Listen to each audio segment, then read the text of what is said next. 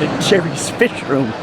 All right, guys, welcome back to Jerry's Fish Room. Thank you so much for joining me. I apologize, I haven't been around a while. It's just been a funk, I guess, and a lot of stuff going on, some family stuff, friends, work. As you know, Hurricane Milton hit us. Just been kind of a lot of different things all at once, and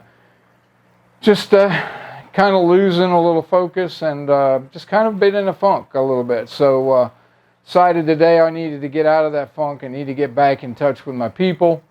So thank you so much for joining me. I hope that you guys have been safe and everything's been good for you. We're going to get into a bit of a fish room update. I've decided that since I haven't been around for a while, we go through and take a look at some of the tanks, but I'm going to do this a little differently. I'm going to go through and do it over a few videos. Today we're going to take a look at the 180-gallon tank.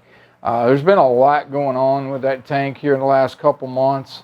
I'll share with you briefly one of the tragedies that I had dealt with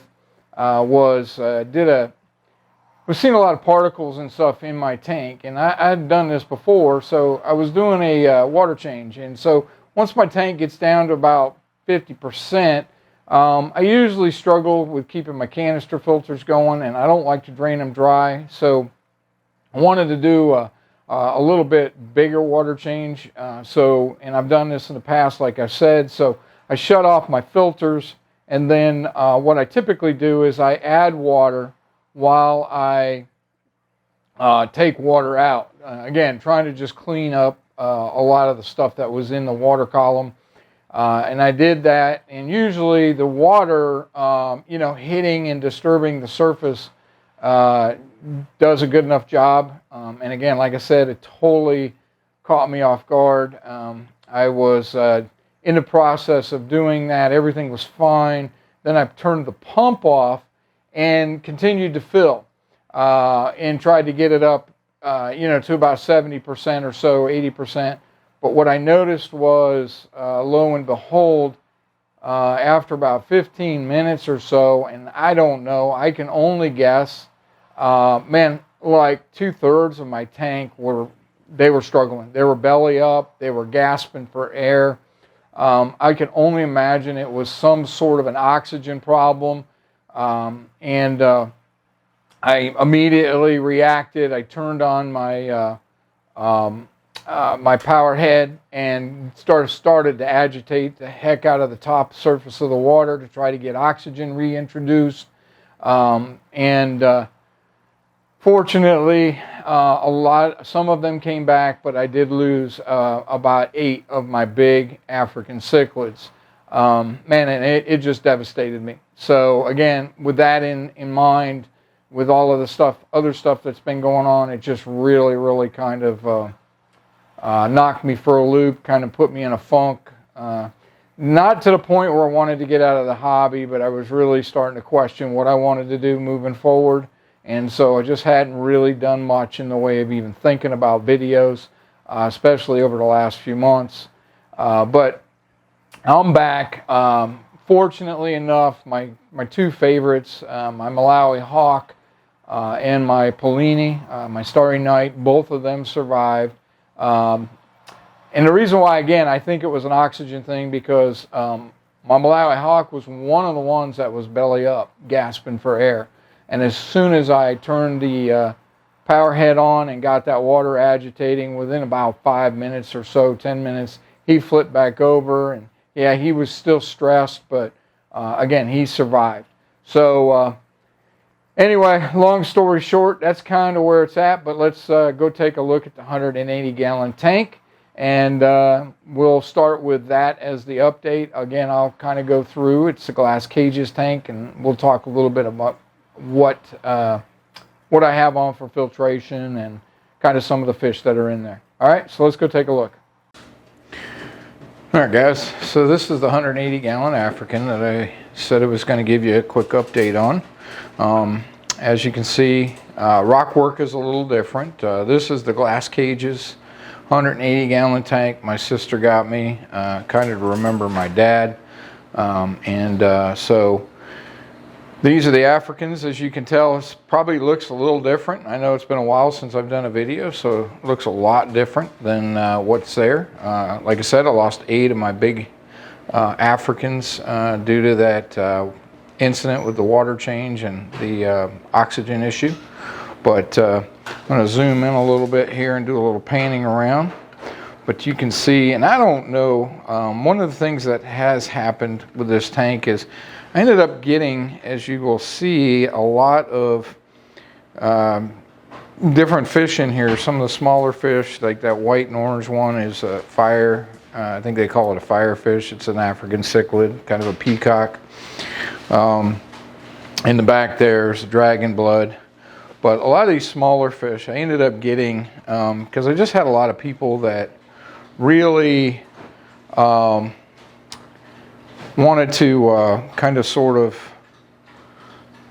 find new places, new home for their fish. They got them, and I ended up, because I just don't want to see fish just gotten rid of or killed off or anything like that. So I ended up just adopting these fish. Wasn't quite what I had in mind for this tank because it's, you know, I got my lovely certain Africans I really like. So I ended up with a lot of little fish in here that really I normally wouldn't keep, but again, just to give them a home. So some of them are Mbuna. There's a mostly peacock. There's, I think, a Taiwan reef in there, and a couple of others. And there's some in here that I can't even remember the names of. But this is kind of the 180. You see the big Malawi hawk right there. You know, he's still looking good. Somewhere in there in the back corner, he's gonna be really difficult to see, but you can see him. The Starry Night is over there. The Bucochromis notitania right up front, as well as the Bucochromis spectabilis. It's a nice looking tank. I really enjoy it. Again, I think there's some fish in here that I definitely wouldn't keep.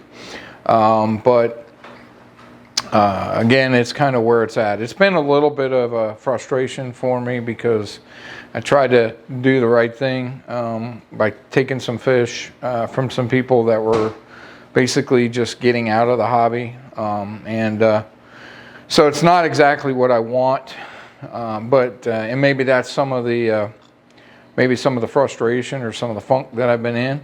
But I got a little bit of a spark in me last week and ended up kind of redoing the rock work here to give it a little different look. Again, this is kind of the update. You can see over there I've got that Lithobates. He's still good, doing good. And then, like I said, I got I don't even know half the names of these fish, some of these fish that I got in here anymore because of getting them and not really knowing. Like that big blue guy over there in the back, you can see I got him, and I didn't know what he was when I got him. It was just another one of those friend of a friend dropping some fish off. And he ended up turning out to be a better looking fish. If you know what he is, you know, give me a comment in the video. Again, I just hadn't been chasing the individual fish a lot, so I just really don't know what some of these are. You know, the white labs, I do know those. Those are kind of new. I did pick those up because I do like those. It's kind of where we're at. So we'll zoom back out here a little bit. But this is the 180 gallon tank. It is running on an FX6 and FX4. Also, there's a Tidal 110 in the back. I have a big Sicce wave head or power head there, as you can see to the left.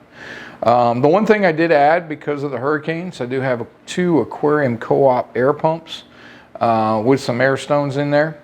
It's kind of what you're seeing with some of the bubbles that are rolling around.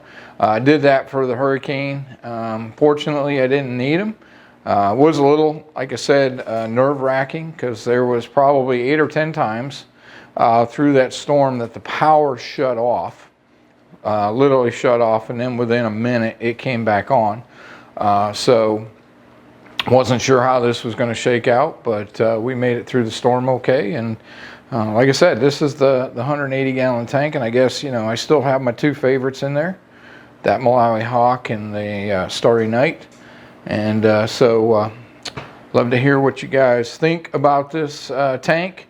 And if you know some of the fish in here, I know that I probably could use a little help, because like I said, just got a bunch of hand-me-down fish, for lack of a better way to describe it, trying to give them a place to live and to live out their lives. So I do know that little blue one right down in the front, let me see if I can zero it in there, that's a blue dragon blood. He's one that I got from a friend, but that's kind of the update on the 180. Looks like I got a nice little tank going on here, and not sure what I'm going to do with it in the future, but we'll give it a run, and we'll see where we go. And appreciate any comments, and if you notice some of the fish in there that maybe I haven't figured out exactly what they are, although I know they're all Africans, leave me some comments. I'd greatly appreciate it. Until the next time, guys, I appreciate, again, you guys joining me, and we'll try to get some more videos out. But until the next video, you know what to do. And it's been a long time, but let's keep loving the fish, guys.